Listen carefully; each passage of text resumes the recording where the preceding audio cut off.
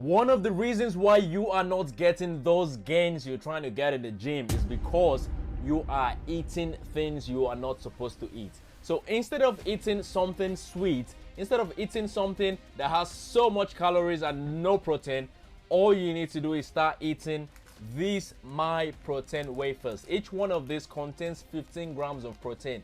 You know the importance of protein when it comes to going to the gym. It helps repair your muscles. So when you eat just one of these, that's already 15 grams of protein, and it's working for me. I love the result. If you want to get the same result for yourself, I'm going to be linking it down below so you can go and grab your own My Protein wafers. They've got the vanilla flavor or the chocolate, dark chocolate flavor. You can grab whichever one you want.